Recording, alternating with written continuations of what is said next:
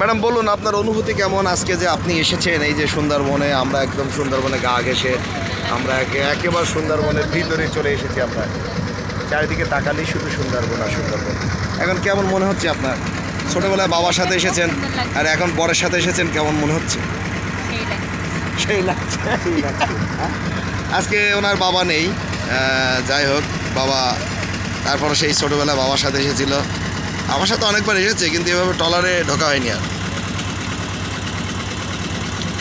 কত দূর দূরান্ত থেকে মানুষ আসে এই সুন্দরবন দেখার জন্য। অপরূপ সৌন্দর্যের লীলাভূমি এই বাংলাদেশের একটি নিদর্শন যেটি সুন্দরবন। আমার বন্ধু এসেছে, আমার বন্ধু প্রত্যাশা একটা হাই দিয়ে দাও তো আমাদেরকে। আর এমনি মলিন মুখে বসে আছেন, কি হয়েছে বুঝি না। কেন নৌকায় ভালো লাগতো? ওই নৌকায় রোদি গিলে মুখ পুড়িয়ে কাল হয়ে যেত। আরে যাচ্ছে রিল্যাক্সে।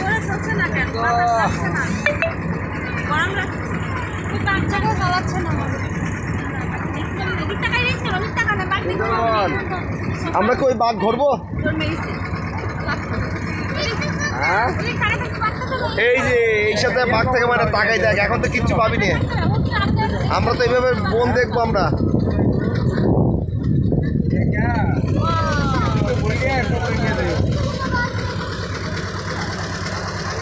আর হৃদয় সাহেব, এই সুন্দরবন দেখার জন্য মানুষ কত দূর থেকে এসতেছে, বিভিন্ন দেশ থেকে তারা চলে এসতেছে। উঁচু করে খেয়েও না, উঁচু করে খেয়েও সমস্যা নেই।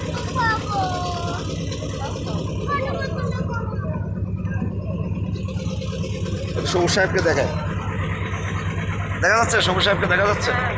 আমি সবুজ সাহেবের একটা ছবি তুলে দেবো? না, দেখা যাচ্ছে না। হ্যাঁ, এখন দেখুন আমাকে, এই সেই ক্যামেরার পিছনে মানুষটি যে শুধু বকবক বকবক করছে। আমি এরকম একটা পড়ন্ত বিকালে এসেছিলাম, প্রচুর গান করেছিলাম আমি আর আশরাফ সাহেব। ঠিক আছে আশরাফ, দেখ তোকে ছাড়া এসেছি।